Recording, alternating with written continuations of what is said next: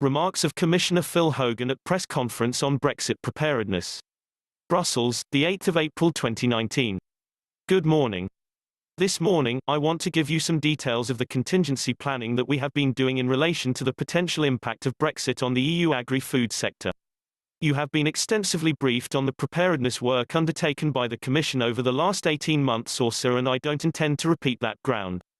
In addition to this press conference, you will also have an opportunity for a follow-up technical briefing. So already, the first Brexit date has passed and we are now just 2 days away from yet another crucial European Council and, potentially, 4 days away from the UK's departure from the EU. So, we still can't say when and in what circumstances the UK will leave the EU. That lack of clarity complicates our Brexit contingency planning, not least because the circumstances in which the UK leaves and the consequences of those circumstances will influence significantly the EU's response. However, and though it still may not happen, there has been a heightened risk of a no-deal Brexit in recent days and recent months, and our planning has had to take this into account. Of course, common sense may still prevail and this scenario may yet be averted, bearing in mind the shared commitment to protect the Good Friday Agreement and avoid a hard border on the island of Ireland. We have planned well for such circumstances, and I am confident that we have the wherewithal to respond effectively and comprehensively, when required. The European Commission has considerable experience in deploying market support measures on occasions of significant market disturbance, especially in the agri-food area. And unfortunately, this is the case because agriculture is exposed to geopolitical and severe climate, weather-related events, which can have a significant impact on markets and farmgate prices. The initial phase of our planning is focused on ensuring that we have the necessary legal basis for the deployment of appropriate market measures and, having thoroughly reviewed the Common Market Organization's provisions of the Common Agricultural Policy, we are confident that we have such a reliable legal basis. The publication by the United Kingdom of its proposed tariff schedule in recent weeks enabled us to develop our contingency planning also. For the first time, we get some clarity from the United Kingdom about the likely impact of the application of zero-duty tariff rate quotas (TRQs) and the imposition of tariffs on a limited range of products.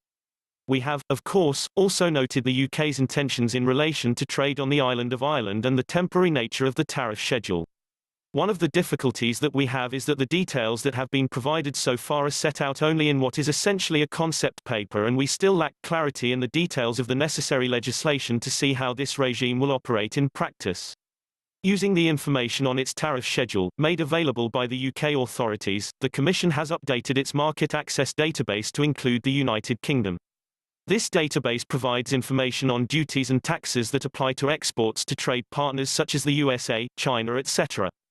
The update is part of our efforts to help EU exporters deal with the new situation with which they may soon be confronted. The Commission is continuing to monitor these developments and will update this information as often as possible and as is required. However, the published tariff schedule includes relatively high tariffs on a number of animal products, such as beef, poultry, pig meat and cheese, as well as such products as sugar and rice. It is clear that a number of member states will bear the brunt of these proposed tariffs, because of their exposure already to the UK market for those products. The EU27 and the UK are very significant trading partners. The EU27 enjoys a €25 billion surplus today with the UK in agri-food products, with exports of some €41 billion on an annual basis. This surplus is higher than the current overall EU28 trade surplus of €21 billion with the rest of the world. However, one should not underestimate the importance of the EU market for the UK. Given that the EU will treat the UK as any other third country, with the application of tariffs and SPS checks, this presents a significant challenge for UK producers and exporters. Today, we are talking about a no-deal scenario, in which case what we can say with certainty is that there will be significant disruption to certain agricultural markets. Confident in that knowledge, and if left unchecked, we have to come to the conclusion that the European Commission has a legal obligation to intervene, and we will. Early intervention has the benefit of providing not alone support to our farmers, but gives confidence to the market of the Commission's commitment to the agri-food sector and avoids the development of a potentially much bigger crisis in the longer term. In terms of precisely how we might intervene, we have a suite of measures available in our legislation, and we are satisfied that we have an appropriately stocked toolbox from which we will work. This will be discussed by the College on Wednesday. Without being prescriptive at this stage to the outcome of the College meeting, I anticipate a mix of measures designed to suit particular circumstances and products.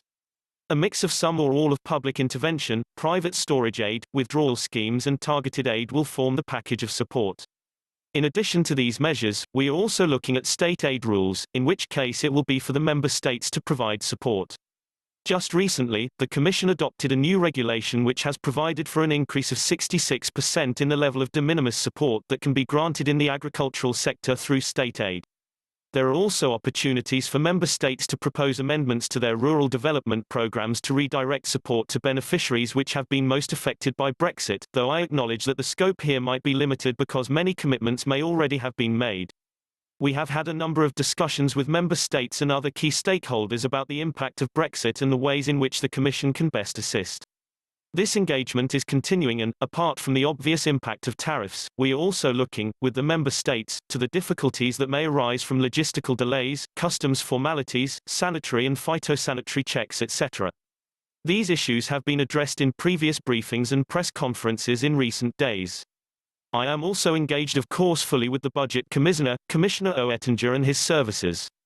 I am grateful to him, Mr. Oettinger, for his understanding of the particular threat posed to the agri-food sector and for his consistent support for this sector in this and in previous crises. Equally, I understand fully the budgetary constraints within which he has to work, which will of course be made more difficult in the event of a no-deal Brexit.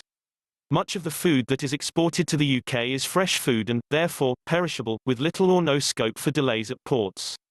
So, just because tariffs may not be applied, we cannot underestimate or indeed assume that such products will not be caught up in severe logistical disruptions, particularly in the early weeks.